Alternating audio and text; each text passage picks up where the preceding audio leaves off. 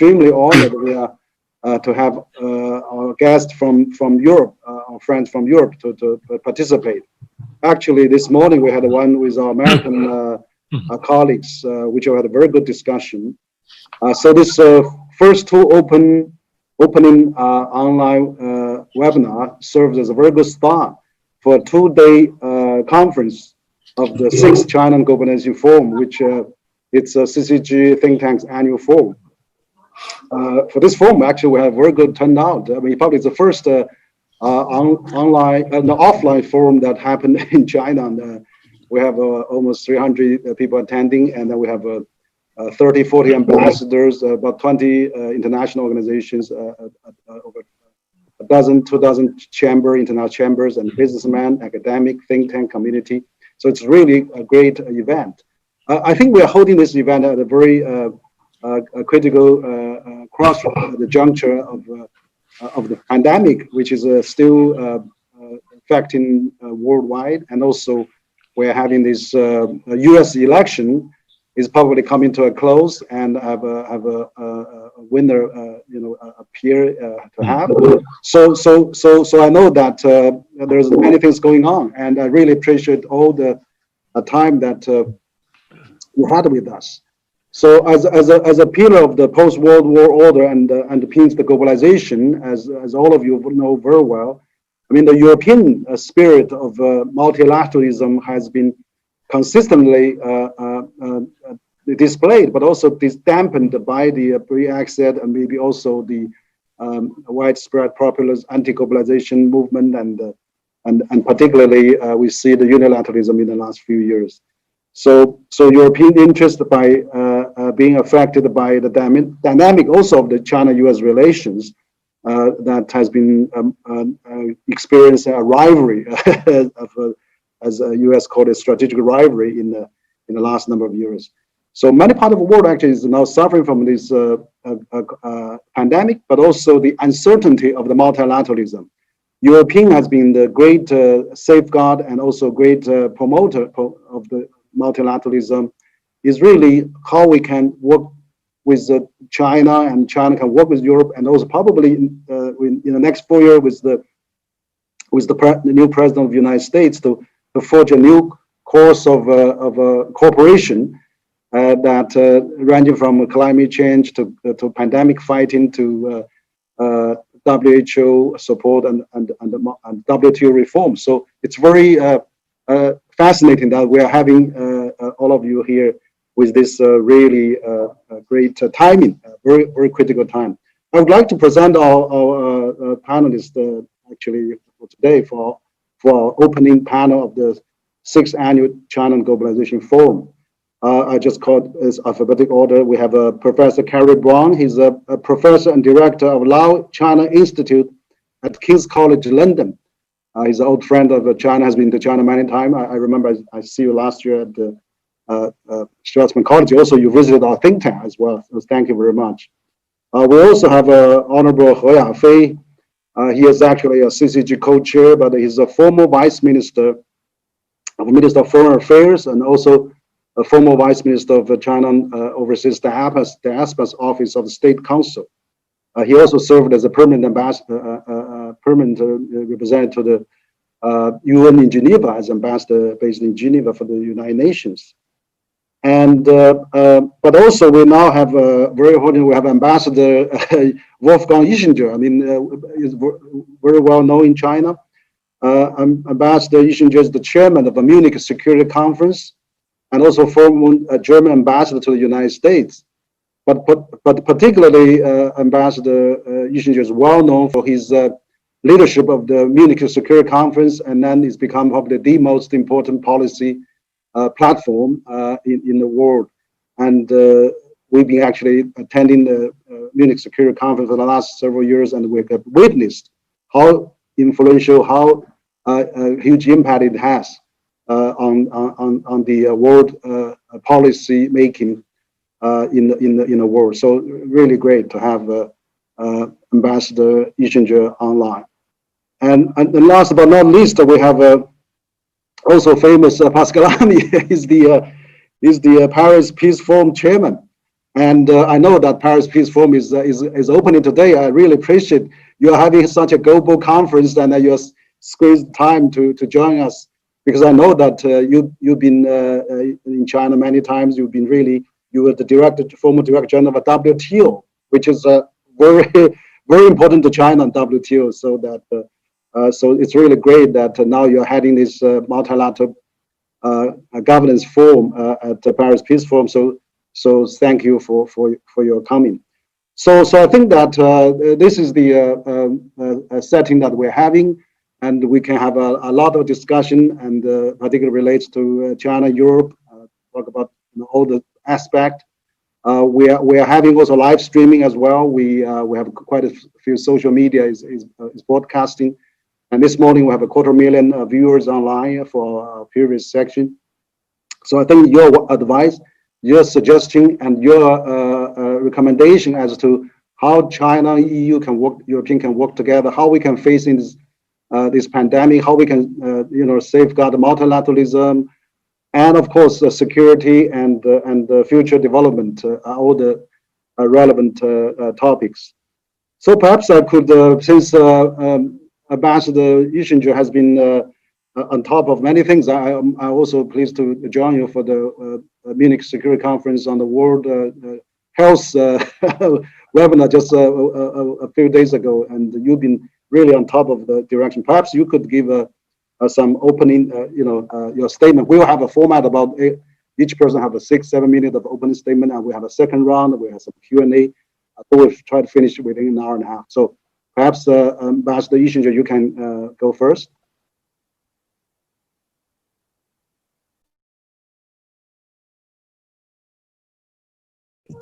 Okay, can you hear me now? I hope you can hear me now. Yeah. Yes. Good morning. It's early morning in Western Europe. Thank you for including me in this eminent group of panelists. It's an honor and a privilege for me. And thank you for referring to the role of the Munich Security Conference. I was extremely pleased when some years ago the foreign minister of China took me aside and told me that the Chinese leadership regards the Munich Security Conference as relevant and important, and that I should count on senior participation from the Chinese leadership in the future. And I want to just take this opportunity to say thank you, because that's exactly what has happened. We've not only had the foreign minister and vice foreign ministers like Mr. He, but we've also had very, very senior leaders from the State Council and actually from the Politburo. So thank you very much. We appreciate this because, of course, one cannot discuss anymore global issues and challenges without the active involvement and participation of China. So this is very good, and we will continue to work on Munich as an inclusive platform. I hope very much that next year, depending on, it depends on the pandemic to what extent we will be able to organize a physical conference. I think Pascal with the Paris Peace Forum has been facing the exact same problem. Can you do a physical conference? Does it have to be entirely virtual? We will see how that plays out in February. But one thing is clear. I will make every possible effort to make sure that the future Biden administration will be present. As all of you know, and I'm sure many of those who watch this program know, Joe Biden has come to Munich many times as a senator. He participated twice as vice president on behalf of the Obama administration, beginning in 2009. And he has actually participated after his departure from the White House, the last time in 2019. So I have some positive vibration, so to speak, I think it is there might be a chance for us to get for the first time a sitting U.S. president to speak and to address the world from the platform of the Munich conference. Having said that, most European leaders, including, of course, Emmanuel Macron, prime ministers of the United Kingdom, prime minister of Canada, also, etc., have participated in Munich, as well as the president of the Russian Federation, Vladimir Putin. The one wish I have, and I will be very frank right here this morning, is that at some point in the future, hopefully not in the too distant future, I hope that we can welcome to Munich the president of China, who would then be the only one of the really big powers who has not yet used this platform. Now, having said that, let me just offer, by way of provoking, hopefully, the discussion, let me just throw out a very few points on the current situation. First of all, I see a lot of euphoria in Europe, in the commentariat, in the media by European political leaders about the election of Joe Biden to the presidency of the United States. Well, I am personally also, pleased, because I think this is a good development, but I warn against too much euphoria. Clearly, the tone and the manner in which European leaders, and I'm sure also Chinese leaders, will be able to discuss controversial issues with a Biden administration will be significantly less unpleasant than was the case with the Trump administration on a number of important issues. So there will be a change in tone, there will be a different kind of cooperative diplomacy, but the problems, the underlying issues, will not automatically go away. We will continue across the Atlantic to have serious issues about burden sharing and defense. We will have issues on trade, and Pascal, of course, knows a lot more about that than I would. We will have hopefully a return by the United States to the fold, so to speak, of the Paris Climate Accord. I'm not so sure how easy it would be for a future Biden administration to rejoin the so-called JCPOA, in other words, the Iran nuclear accord, given the current situation. And the most important thing, and I want to just conclude on that, I think, is China.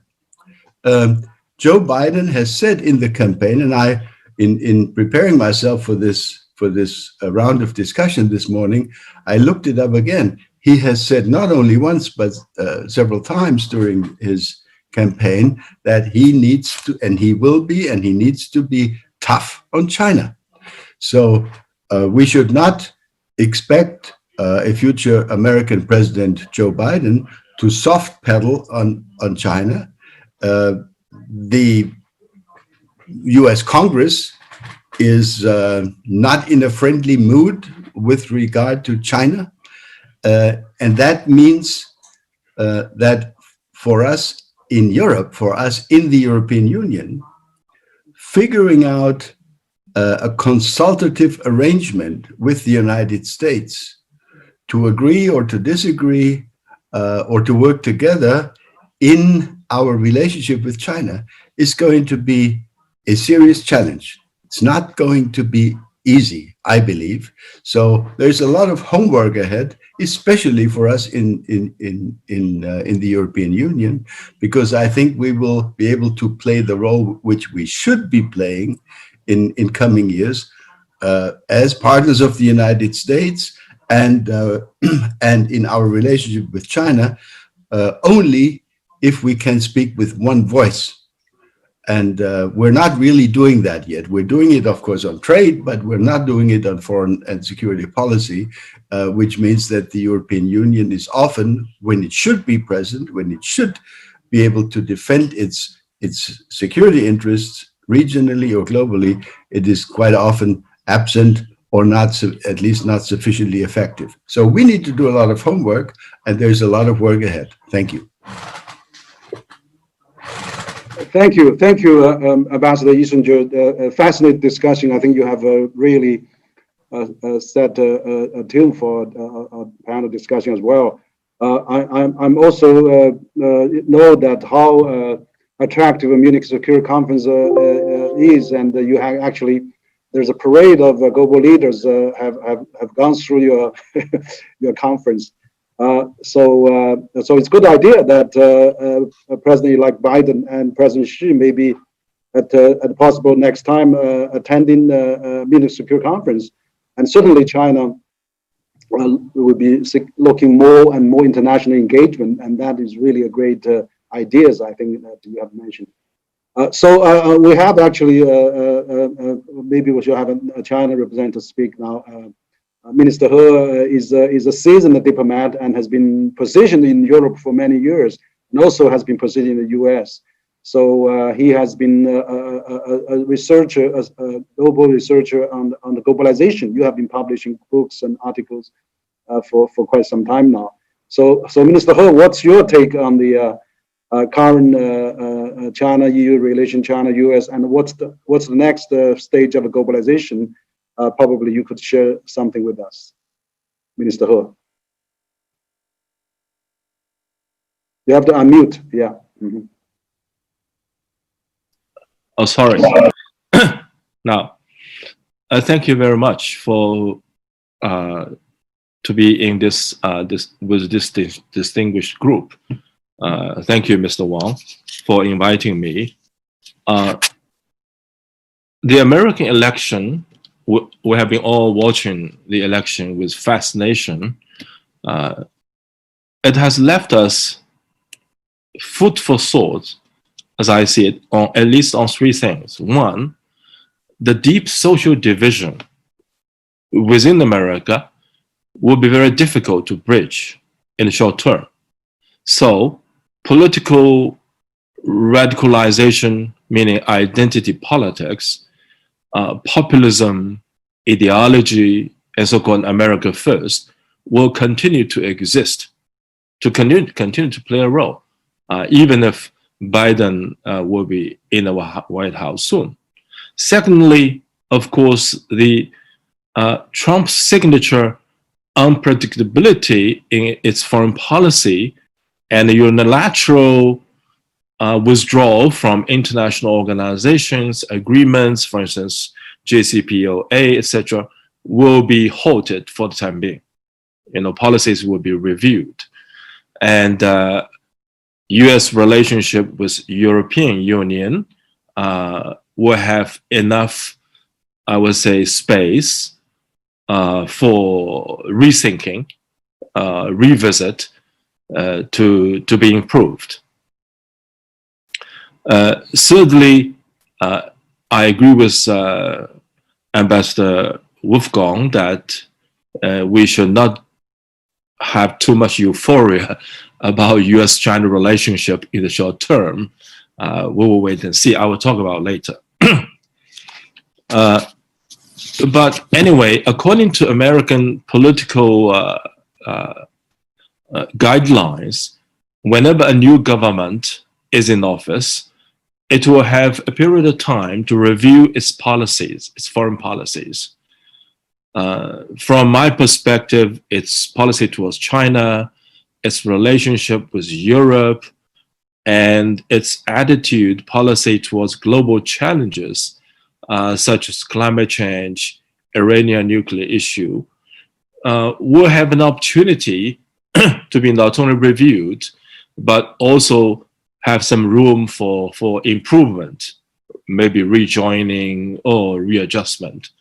But we have to understand that what Trump has done in the past 4 years has a lot of social base in America. It's driven by populism, by anti-globalization, by narrow nationalism. It's all there, still there. You know, he has gained how many votes? Over 60 million votes at least. So you can see the social base is still there, very much there. It will continue to affect American foreign policy. Now about Europe, I believe Biden administration will have a more proactive view or attitude towards European project or European Union. Its relationship with its allies in Europe will improve, that I'm sure. But as I mentioned, with what had happened in America itself, domestically, many European countries, in particular Germany and others, are now a bit suspectful, I will say, suspicious of the American model on liberal democracy. Will it be continue to be effective, etc.? And also, they are worried the American type of populism, it has already spread to Europe and to other advanced nations, including some developing nations. What it will have, or what impact it will have on social cohesion of countries or in the world, which we need badly. European project, I believe, personally I believe, is a pioneer project for humankind in global governance and regional governance, to which China has given its support. Even if we know European Union, the Euro, etc., has undergone a process of twists and turns, with success stories and sometimes not so successful stories, but it's still going on. It is still going on. We admire that spirit of continue to carry on the European project in the face of huge changes in globalization. And you can rest assured China will continue to support the European project and willing to cooperate fully with the European Union on a wide range of issues, including promoting economic growth, cultural exchanges, and to deal with global challenges like nuclear proliferation, climate change, etc. Even if China and Europe do not share the same ideology, political ideology, do not have the same political system. And we have to admit, I mean, that's open. And from time to time, some European countries do have different views with China on certain issues. But it does not, I have to emphasize, whatever differences we have with European countries or European Union did not hinder the long-term cooperation between China and Europe. This is one thing. Secondly, as Ms. Wong has mentioned, the European multilateralism, or the multilateralism as proposed by European and accepted by many countries. Now, of course, China has also been advocating multilateralism, particularly in this critical moment of history. China and the European Union need to work together and to win over the new administration in America to continue to rely on multilateral approach in addressing global issues. It doesn't matter whatever global challenge we face. We do have numerous global challenges. In this, I have to emphasize, we, meaning countries of the world, international community, are really in a tremendously difficult position or period of time, at least for a few things. One is we have seen huge advances in technology.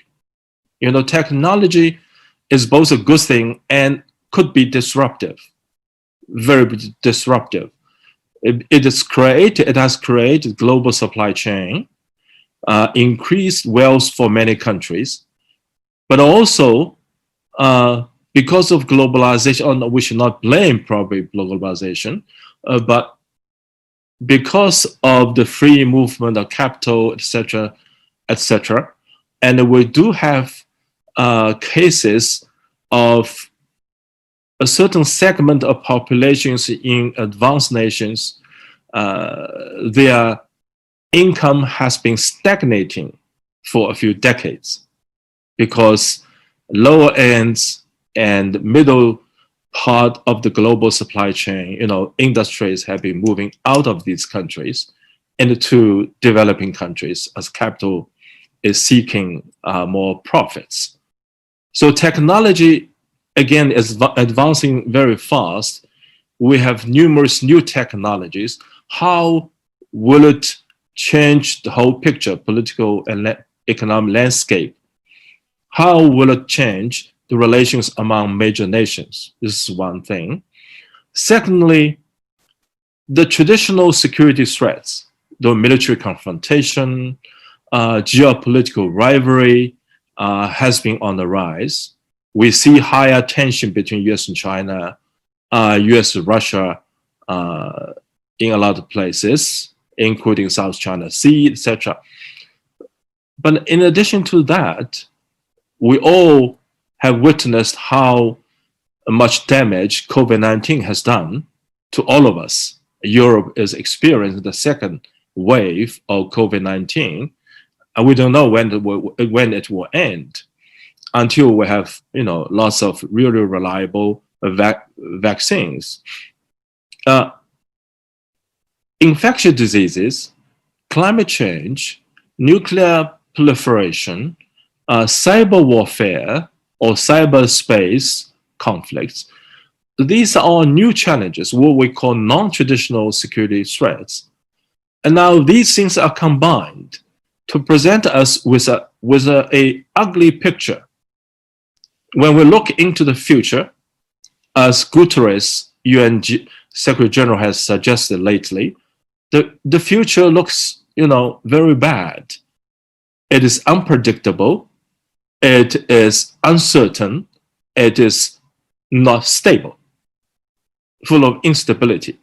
So this is the world we are going to face for China, for Europe, for the United States.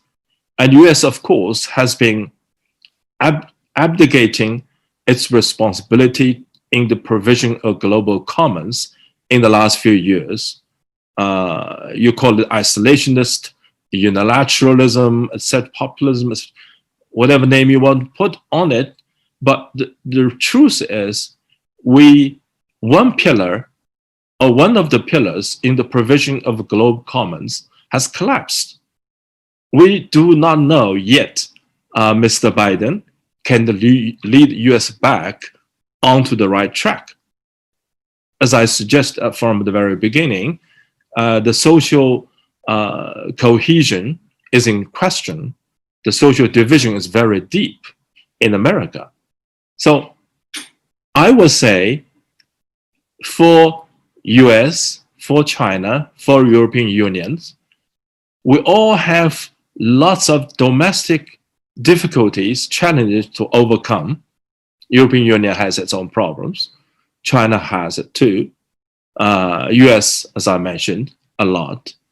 So whether we can overcome our own domestic challenge difficulties and then be ready to cooperate on that basis to deal with global challenges.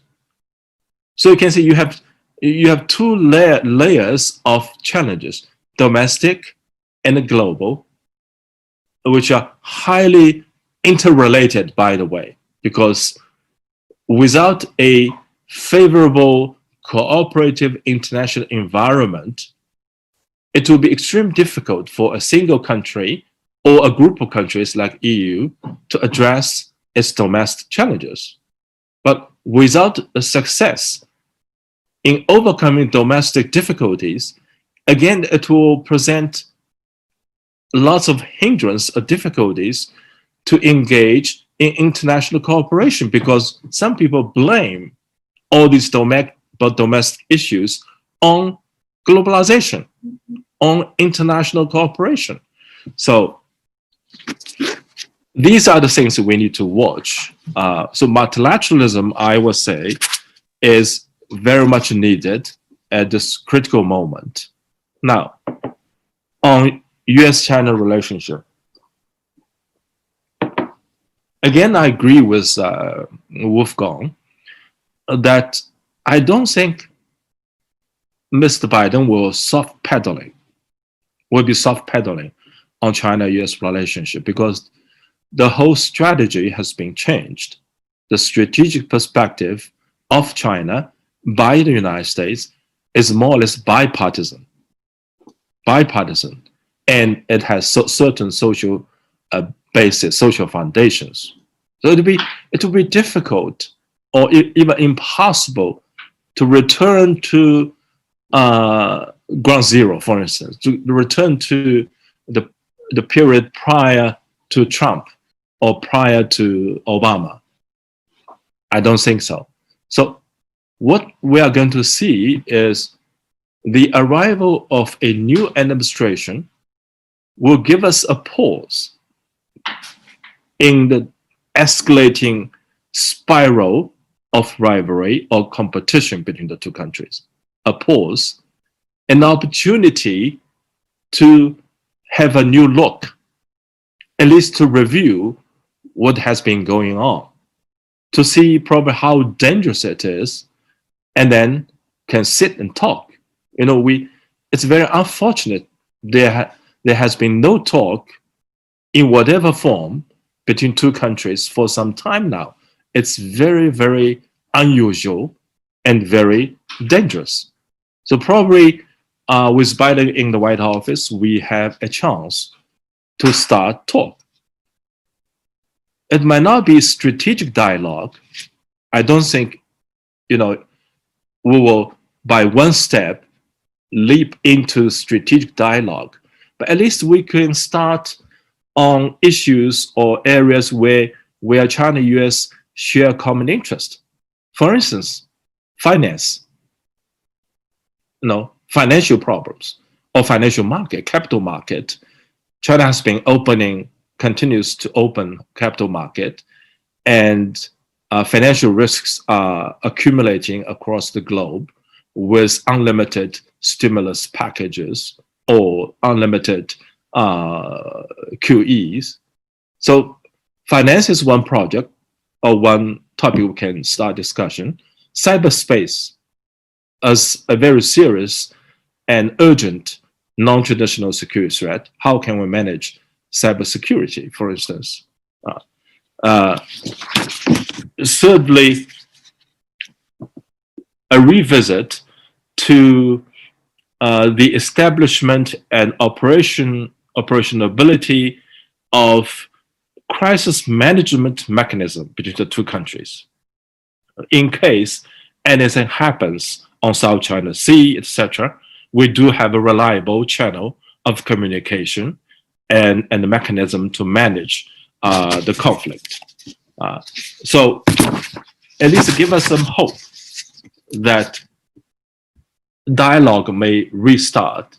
On COVID-19, of course, this is urgent matter, public health.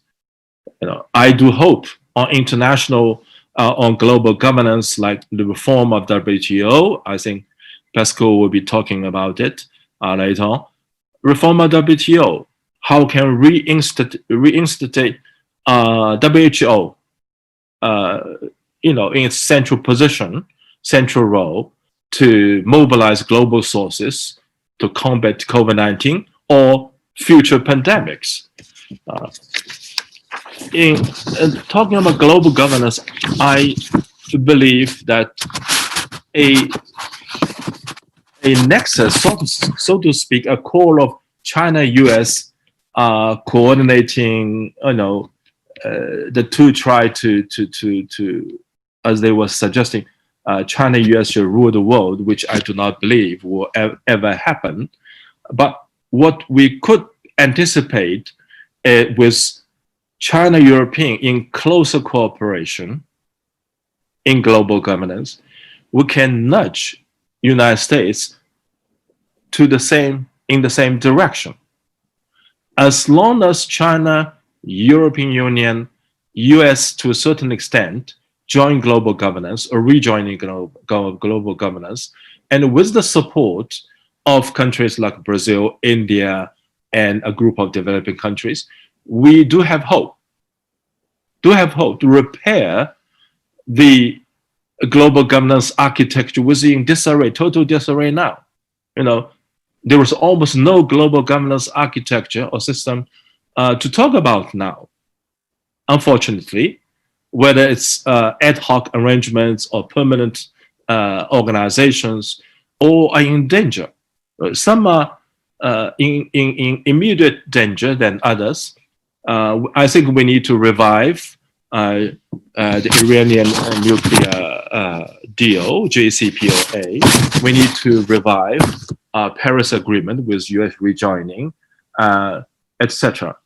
So this is really, I agree with Wang, a critical moment in history. Critical moment in history. For China, European Union, United States, all of us need to revisit this world, have rethinking about who we are, what role we can play, and what kind of world we expect to have in the future. We should start now. Inaction is suicidal, I would say. Thank you very much. Okay. Thank you, Mr. He. I think for your very comprehensive and all detailed discussion. I think you have shared some of the views that multilateralism is in danger, and how we can really get together, China, EU, and US probably. So there's quite a lot of things to digest. That's really add a lot to our discussion.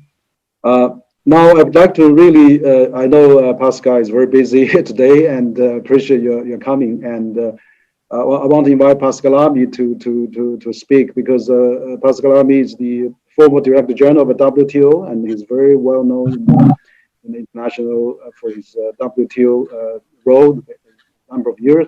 But he was also he was also served as the Chief of Staff for the President of the European Commission, and also Shepherd at the G7. So has many experience, and I know that now you are the chairman of the Paris Peace Forum, which is opening today. So maybe you could also introduce Paris Peace Forum for us, which is another global platform that you've been establishing, but also, what about your take on the future trade and future China, EU, and the rest of the world? Perhaps, Pascal, please. Thank you, Henry. Can you hear me fine? Yeah, I can hear you. Very good. You good? Okay. Good. So I'll say a few words about all this.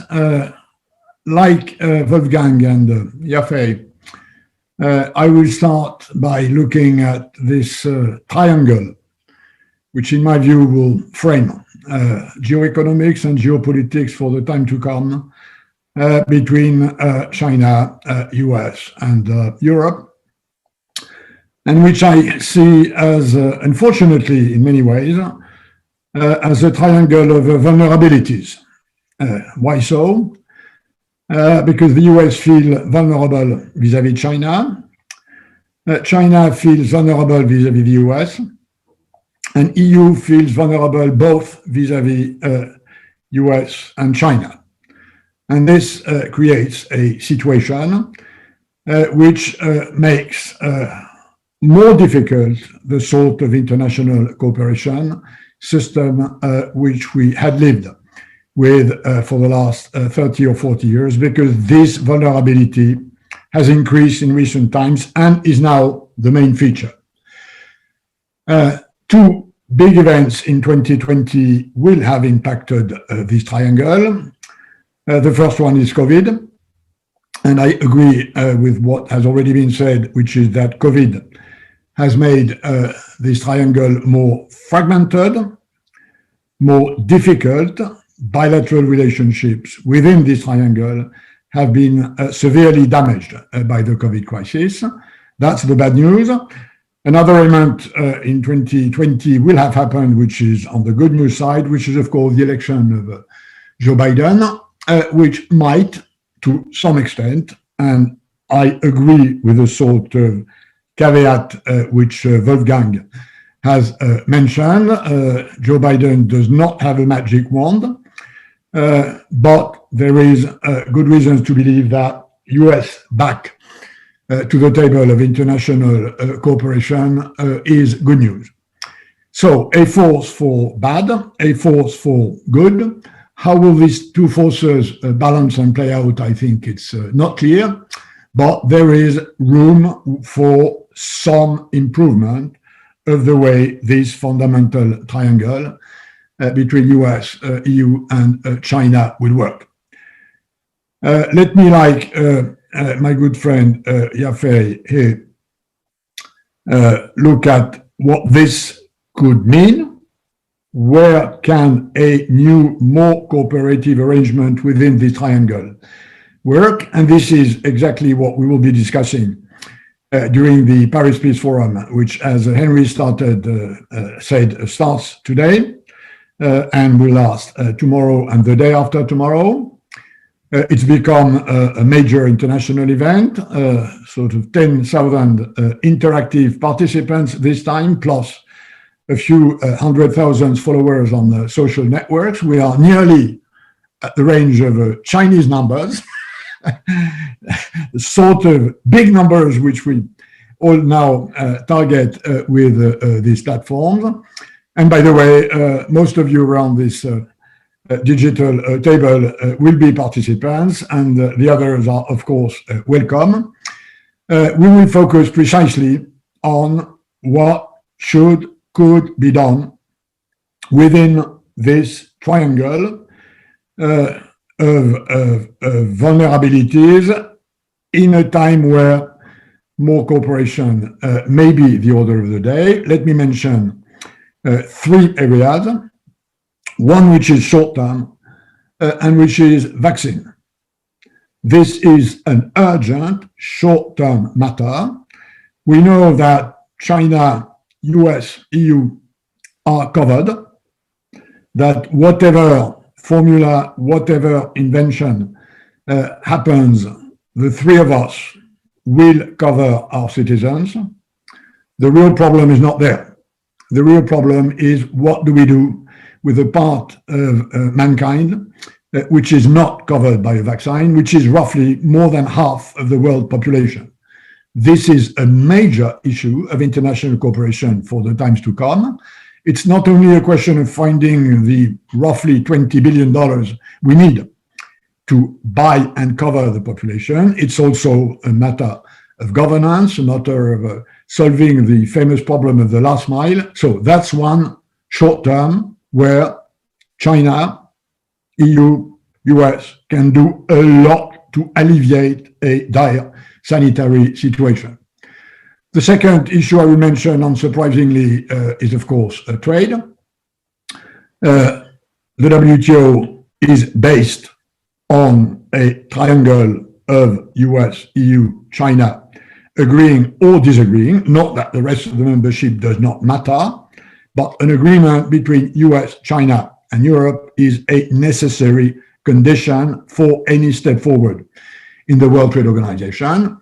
We know that we have a very solid agenda of WTO reform ahead of us, starting with issues that have divided US, EU, and China, like leveling the competitive playing field in international markets or in Chinese domestic markets. This famous issue of state aid disciplines, it was there before. The way Donald Trump handled it made things worse, not better. And I totally disagree with those who said, at least Trump has made sure that we all recognize we have a problem with China. Of course, we have a problem with China in state aids and state-owned enterprises, but the way he handled it, in my view, made things worse in sort of reinforcing the view among the Chinese leadership that China had better become more independent from globalization rather than more. I think this is a major strategic gaffe by Biden, and I hope that within the Chinese leadership, this view that the future of China in something which is more autarkic will not prevail, and in order to do that, WTO can play a role. Final issue where I believe this triangle can rework is, of course, environment. This is the major number one international long-term urgency. We know that the Biden administration view is very different from the one of Trump, who basically was a denier of climate change or environmental challenges. I agree with Yafei that Biden will not have a free hand on environment, climate change, energy transition, because of the way the US political system works, especially if the Senate remains with a Republican majority. Yet, I think there is room for a better articulation of our domestic policies, the enormous energy transition which we have. We now have China wanting to be carbon neutral in 2060. And this is, in my view, a major element in this landscape. We have EU same goal in 2050. We need US to engage on this road, and then we need to draw the consequences of that in the way we handle the international economy, including trade, because there will be consequences of a higher carbon price on international exchange. It is not just one of these many movements of relative prices. It will have major consequences, and we have to discuss and agree, if possible, on codes of conduct, notably on things like border carbon adjustments. So a full plate. The bad news is that COVID makes this planet tougher, more competitive, more divided, more fragmented. The good news is that there is some room for convergence and cooperation, and we should build on that. This is my contribution to this morning discussion. Thanks for your attention. Thank you, Pastor, for your really good points. That you've been in the multilateral world for so many years. You've been really championing multilateralism, and your idea, I think now it's really a golden opportunity now with this crossroad, with this pandemic that unprecedented in this century and last century. So it's great opportunity now present for EU, China, and US to work together. This triangle relation you talk about fighting pandemic, strengthening the World Health System, strengthening the trade, and strengthening the environment, which is, I think, Paris climate change deal is really demonstrate that the world can work together with some kind of a multilateral spirit. So it's kind of now with this US election we can recall this new probably a spirit that you've been spearheading for so many years. So thank you for you, and also wishing you a Paris Peace Forum a great success.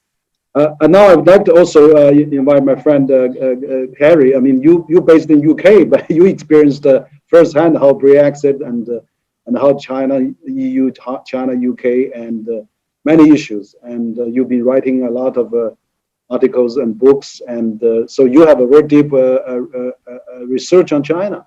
And so probably you can share some of your views to our viewers. We have already over 300,000 viewers online right now, watching all of us. So perhaps Carrie, your turn, please. Thank you from Dawn in the UK. Very good to see you all. It's a very distinguished panel. And I guess, well, I'll say a sort of few things about COVID and then the geopolitical situation regarding China. COVID has brought clarity. It's answered some questions about what nations want, how they deal with each other. One question it has helped answer is, what kind of power is China?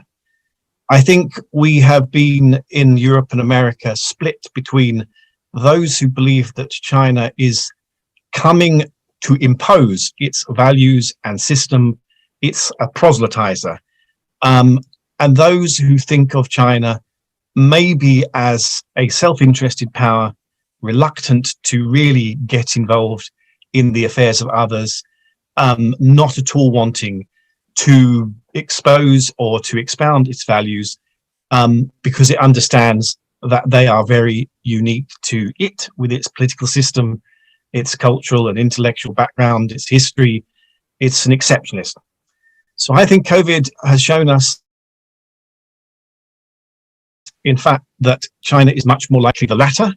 I do not subscribe to the discourse in America and Europe which sees China as infiltrating our systems.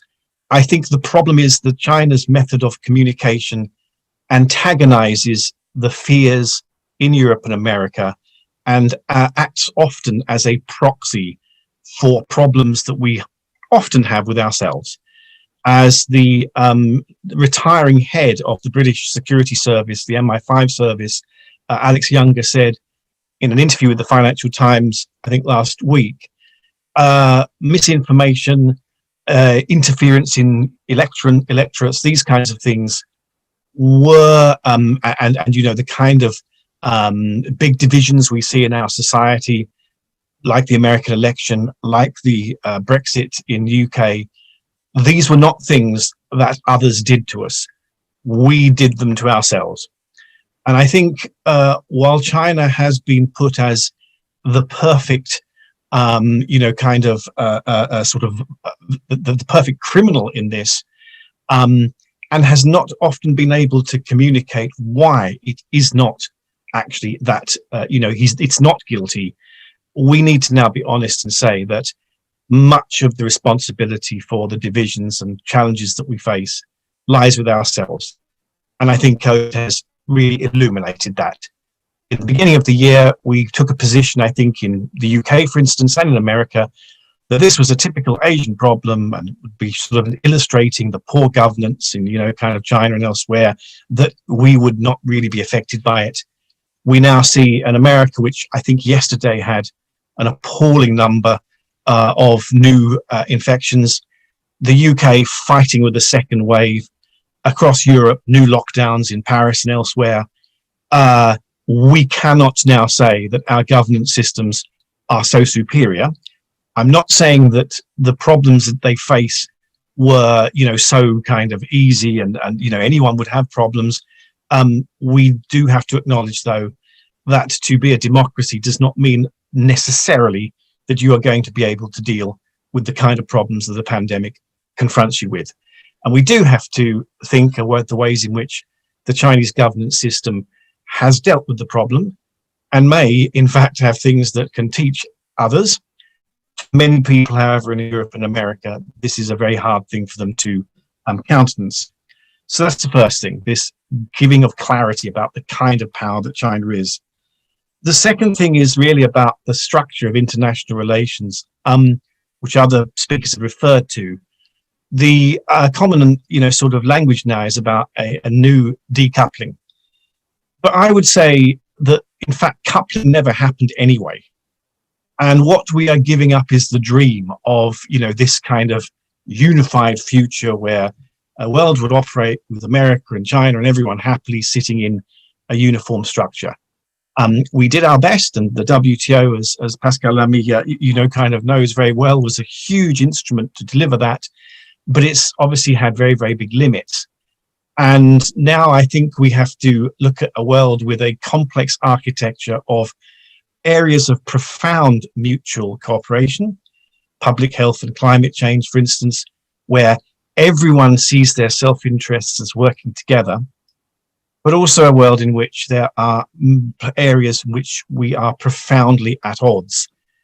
And we cannot ignore those areas. We just have to find pragmatic ways of working around them.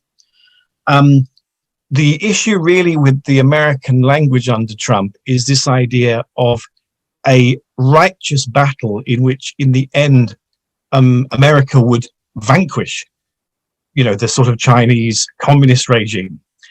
I think this is a fairy story, and I think it is good that maybe a new president will stop that fairy story. Whatever we think about America and China's different values and all of the issues as Europeans or wherever we are, we cannot deny the reality of both. The reality of China being a fifth of global GDP, a fifth of humanity. This fact is immense and important. We cannot wish it away. Richard Nixon in 1968, before he even went to China, acknowledged China could not be kept out of the global family. It would be ridiculous. We are no different today. We also have to recognize that an America which is very, very unpredictable now, which is extremely uneasy to deal with and insecure, is a reality that we have to factor into our decisions. We are entering a period of deep realism. We have to be deeply realistic about the effects, and we have to give up on these ideals of ultimate ends of a world of neat uniformity. That's not going to happen. We have to countenance a world in which decoupling or a kind of duality, at least duality, is a fundamental part of the daily structure. The final thing is about the role of economics.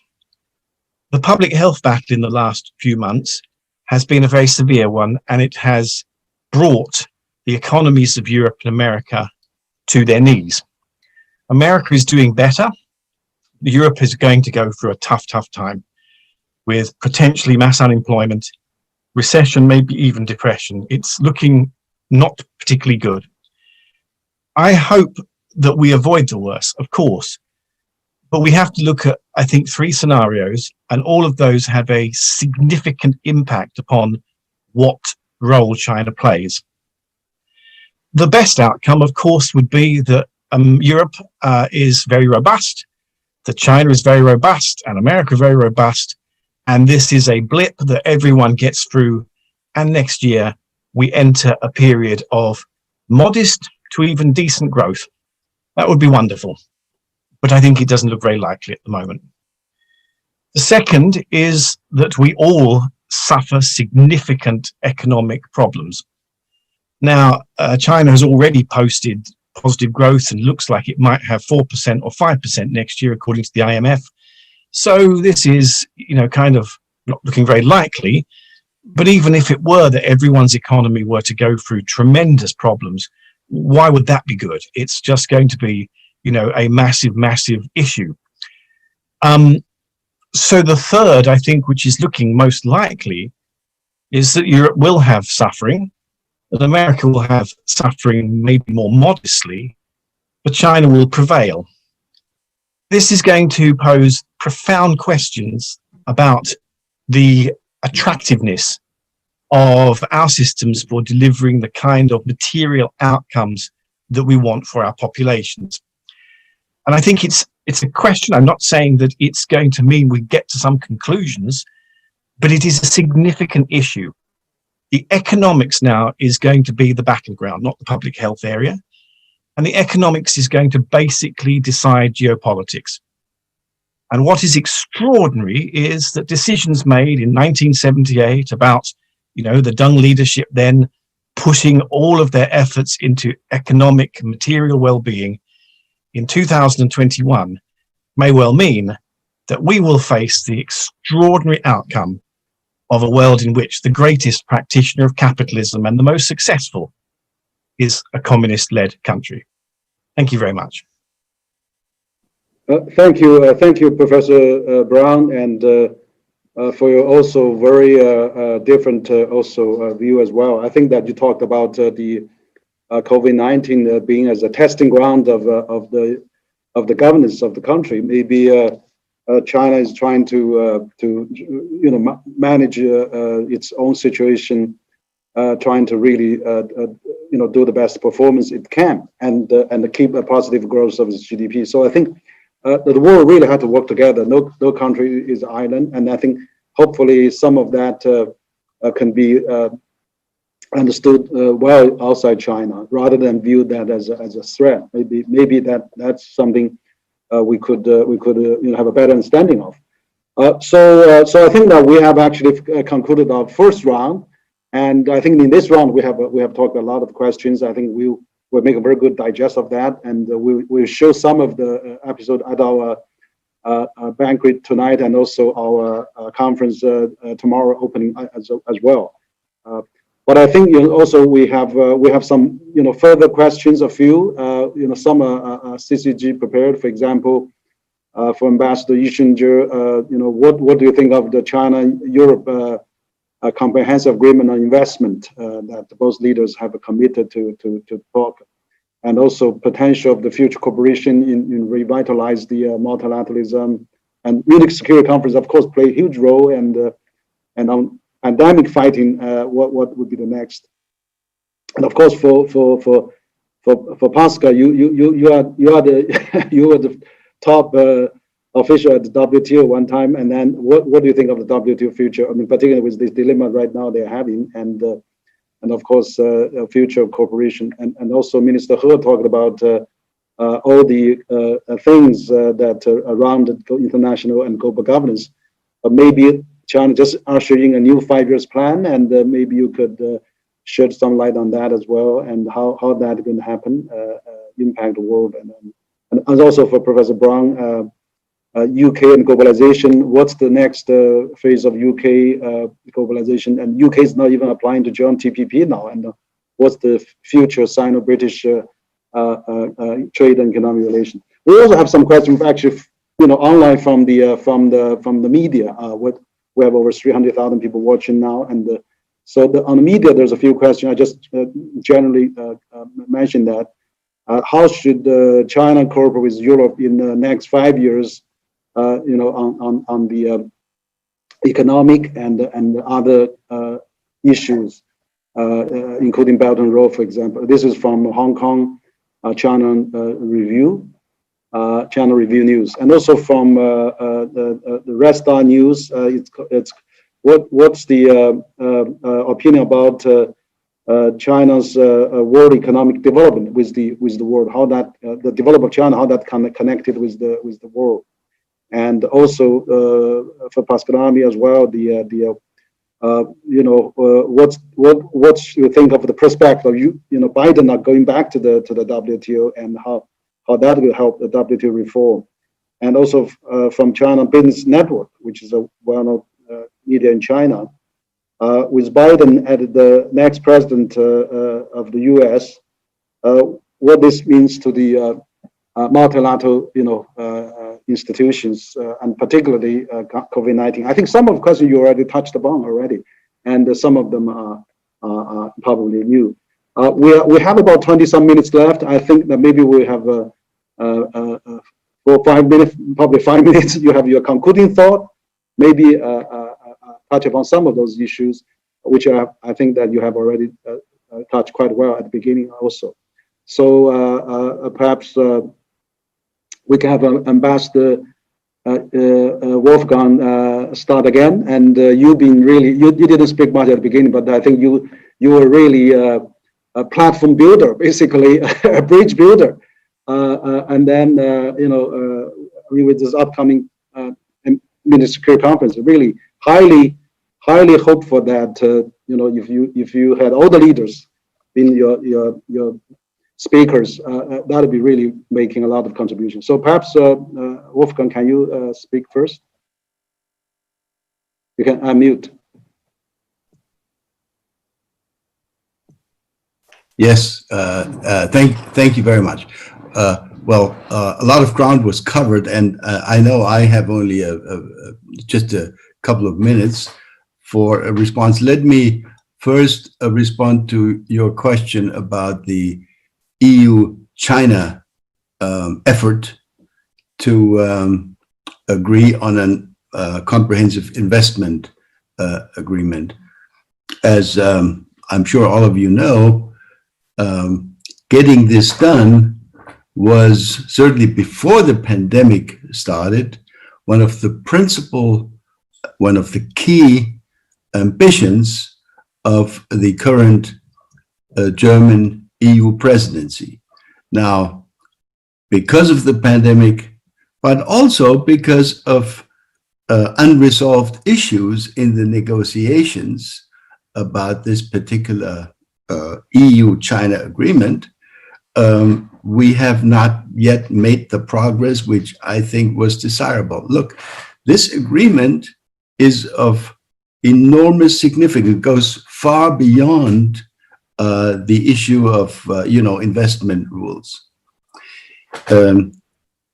It is important for the EU because it would create one key element of what I believe should be the ambition of the European Union, namely to create an EU approach to and an EU strategy on China, which so far there are elements of it, but there is no coherent, no comprehensive, no comprehensive strategy accepted and signed off by all the members of the European Union. I think that's of huge importance. China deserves to be discussing with Europe, not with 27 individual members, but with Europe speaking with one voice, which is already, of course, happening in most issues when it comes to trade. So bringing the EU together on China is very important. Second, strategically speaking, the attempt to create an EU-China agreement on issues like investment is a demonstration of a prevailing European belief that we can actually build something which could be a level playing field between China and the European Union. Many of my American friends take a very different approach. They adopt a philosophy which is far more confrontational, which essentially can be summed up by saying, well, we're in a competition, either China wins or the United States wins. That is not currently, at least, the European approach. So this is why this investment project is hugely important, because it could be an important bridge, an important element of this kind of level playing field relationship, which I think would be good for the EU. And I hope it would also be seen as beneficial to China. Second remark, with respect to the future role of the United States, I just want to say that for us in Western Europe, the transatlantic relationship will remain the single most important relationship we have with anyone outside the European Union. That is certainly true for non-nuclear powers like Germany and almost everybody else in the European Union, maybe with the exception of France, because France happens to be a permanent member of the Security Council and a nuclear power itself. But we, generally speaking, in Western Europe, we will continue to depend in a world where non-proliferation is a nice word, but it is not happening, where nuclear weapons can still be used as weapons of extortion, not necessarily simply as weapons of attack. And that is why we will need to work with and to rely on the United States. The problem is that the Trump era will have produced, when it's over, a significant element of distrust or mistrust. Because, as has been said before, even if Trump is gone on the 20th of January, the Trump voter base, 70 million people, will continue to exist. And we will not have, neither China nor Europe will have a guarantee that 4 years hence, some kind of Trump #2 might not reappear and eliminate certain agreements that will have been signed by Joe Biden and by the incoming Biden administration. In other words, there is now a question about the reliability, the sustainability of United States positions that did not exist in the 50, 60 years or 70 years since World War II, when we looked at the United States. So that is that makes things a lot more difficult than in the past. Last remark I want to make is, about multilateralism and the international order. Multilateralism, as I understand it, is essentially a method, but it is not an international system. It's an approach, it's a method.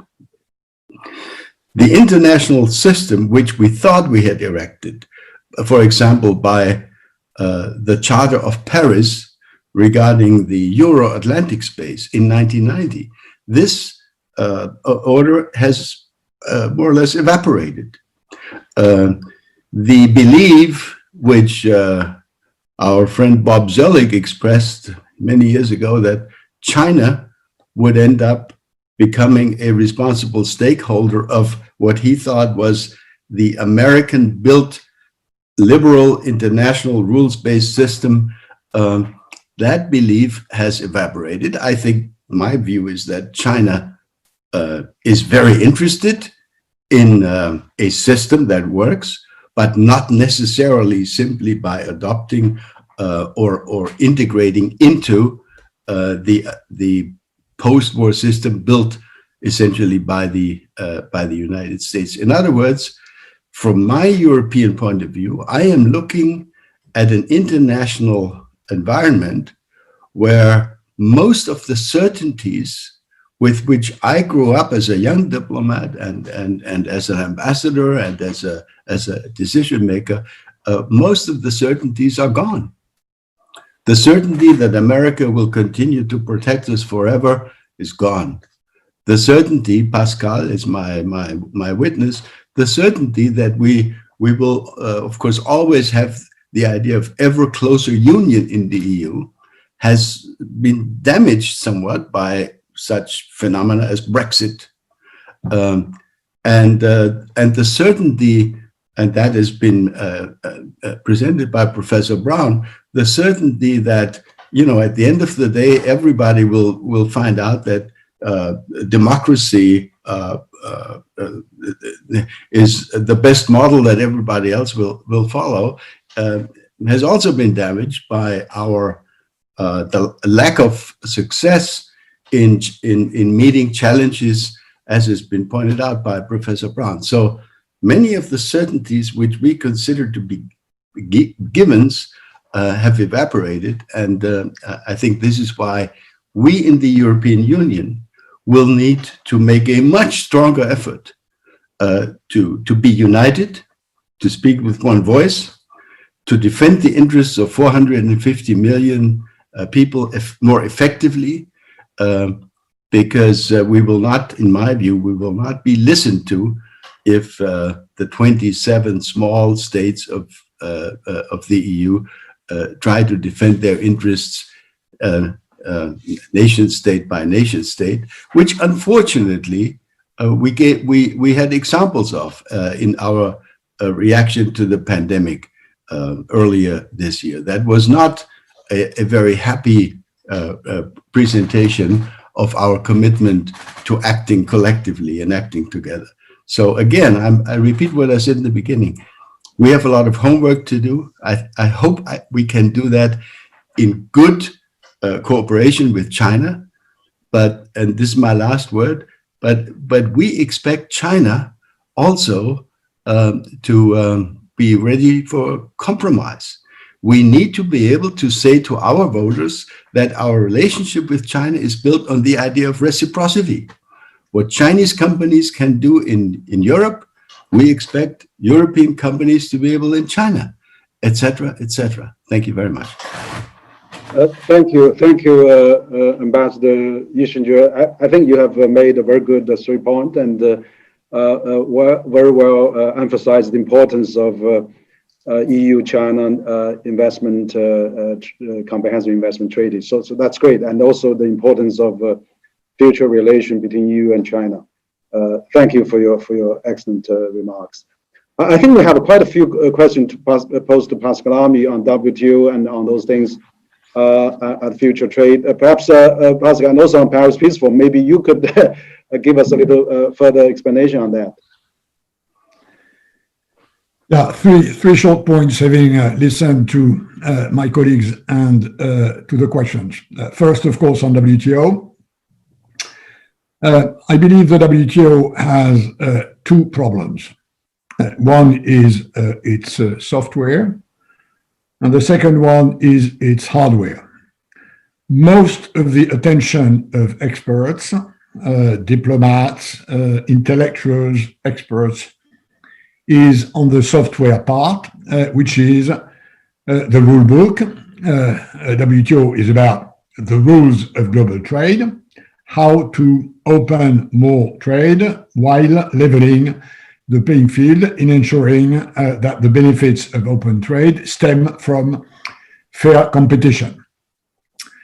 There is a software agenda for the years to come, because the rule book has not been adjusted for quite a long time. It has to do with rules on digital trade.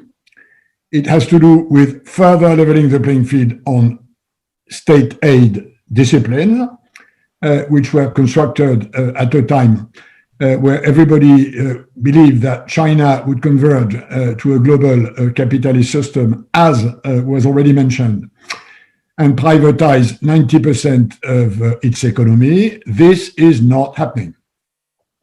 China has 30% of its economy under state control, which means, and that's what the leadership of China says is important, so that these companies can be supported by the state. And of course, they are supported by the state in a way that de-levels competition with others, whether on the Chinese market or on international markets. This is a second issue. I already mentioned trade and environment.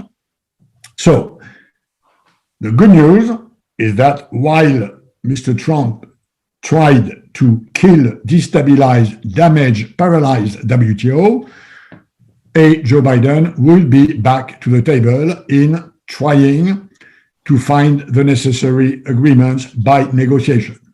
That's for the software. The WTO also have a big problem of hardware. The machinery is a very old one. It's a sort of a medieval organization in many ways, where member states decide of everything and the Secretariat decides nothing. This is not the way to go in modern time with an international organization, which I would say is more than an organization, is an institution.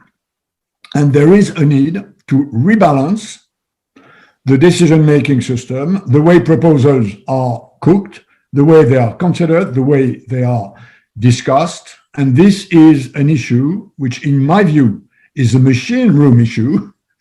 But, you know, machine room issues are sometimes the real explanation why things do not work. So I think we should devote more attention to that, although I recognize that moving further from this mantra that it is member-driven will raise eyebrows or ruffle feathers in the diplomatic circles. I think we have to be ready to do that from time to time. Second observation on multilateralism. I totally agree with Wolfgang that it is a method and not a system. The system is the legal infrastructures, treaties, institutions that allow this multilateral method to run international relations. I think, and this is the very idea of the Paris Peace Forum, we have to move beyond multilateralism, understood as cooperation between sovereigns, we have to move to what I call polylateralism, which is enlarging multilateralism to other than sovereigns and states. By this, I mean businesses, NGOs, big academic institutions, regions, cities, which now are the stakeholders of the international system. So we have to demonopolize international cooperation from being run by sovereigns and open the way for others to engage in more purpose-led coalitions that may not be permanent, but that will get some things done, whereas, as we know, the multilateral system has been at pain to do that for the last decades for a variety of reasons. And finally, to say how much I agree with the scenarios which Kerry has mentioned, including the likelihood of the third one, which is China, and to a large extent Asia, by the way, but China moving out strongly in economic terms from this crisis as compared to the Western world. And I think this will happen the way Kerry has sketched it, but it means that China has to handle this situation with a lot of care and not repeat what happened during the COVID crisis, when Chinese diplomats went all around the planet in saying China did incredibly well and the rest of the planet is going down the toilet. This is something that has damaged, in my view, Chinese perceptions around the world. China is a major stakeholder in the international system. It will exit this crisis with credibility, with a stronger economy than the rest, but this is one more reason to go back to this notion of responsible stakeholder. Thanks for your attention. Thank you, Pascal, for the great points that you raised. Also the WTO and also multilateralism. Yeah, so those were well taken. We will take note on that. So we're running out of time. Perhaps Minister He, you can briefly give your final words, and also Mr. Kerry after that, so we conclude pretty soon. Thank you. Briefly, to answer the questions, I think economy may be the greatest challenge for all of us. It is certain we are in economic recession, and arguably will go into a depression. We are not seeing the light at the end of the tunnel. I mean, this is for all of us. And with COVID-19 and combined with cyclical changes in global economy, global and regional supply chains are being realigned or readjusted. You mentioned that China is doing something new.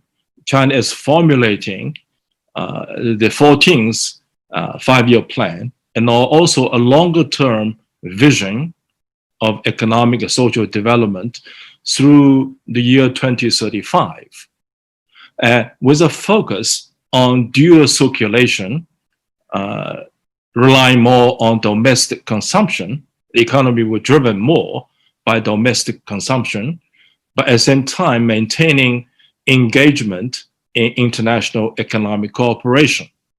But the shift is clear.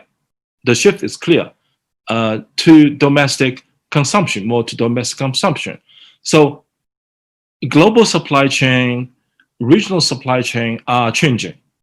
How will China, US, EU respectively react to such changes or contribute to such changes?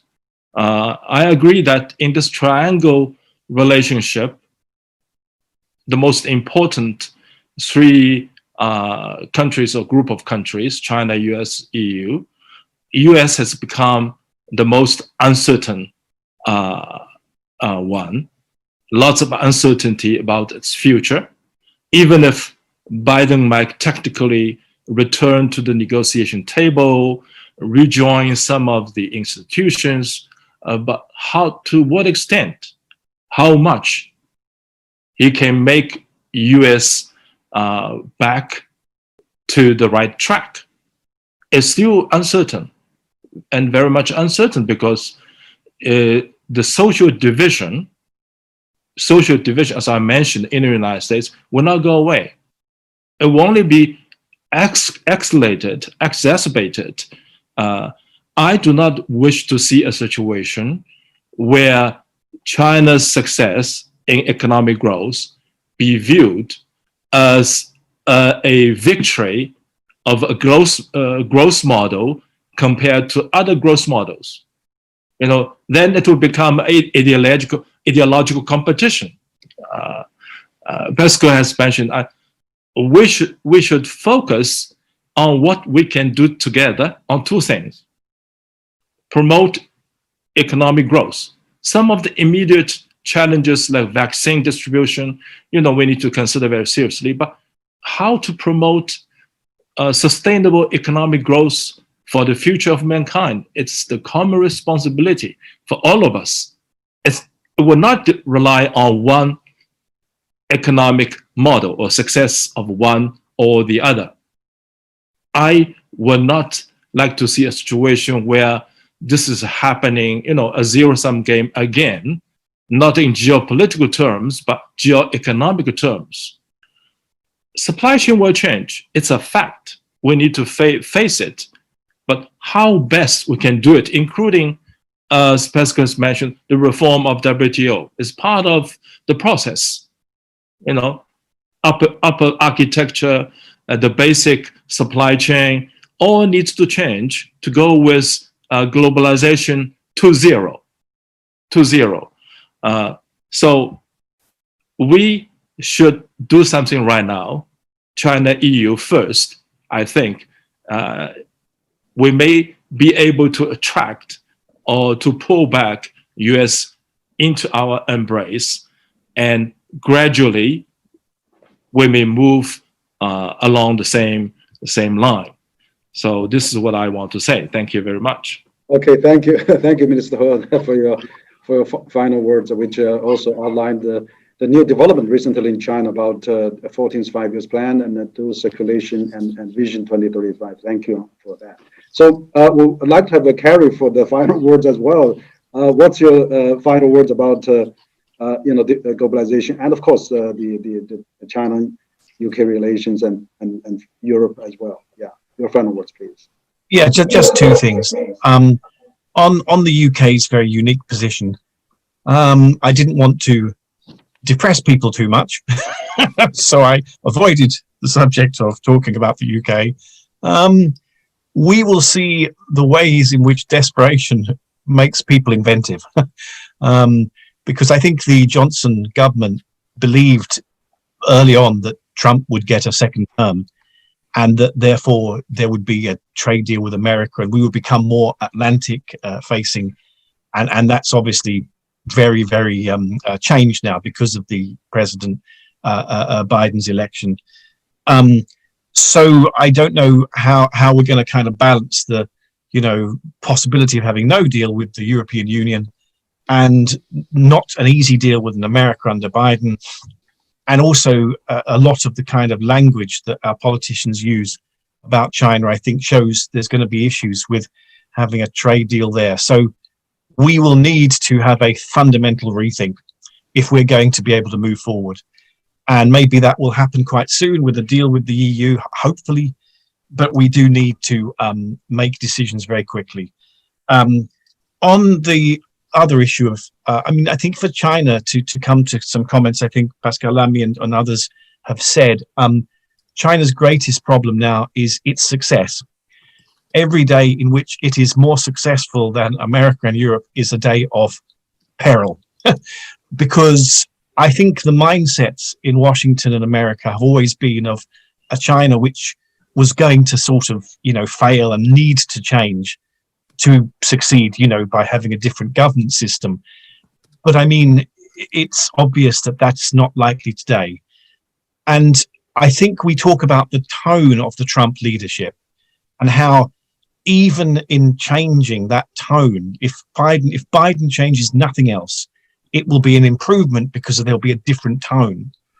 The one piece of advice I would strongly make to the Chinese government is that they have an audience globally now who have not absolutely made their mind up about China. Politicians may have made their mind up about China, but I think global audiences in Europe and America and Australia are still not really decided.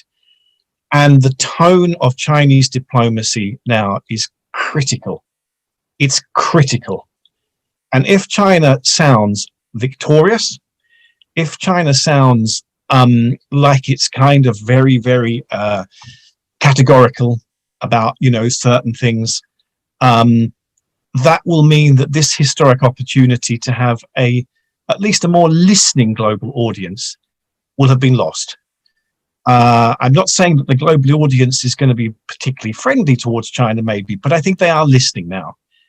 And I think China's messages need to be very, very carefully tailored to speak to that audience and say, on public health, on climate change, on these issues, we are one humanity, we can work together. And I think that is critical. Thank you.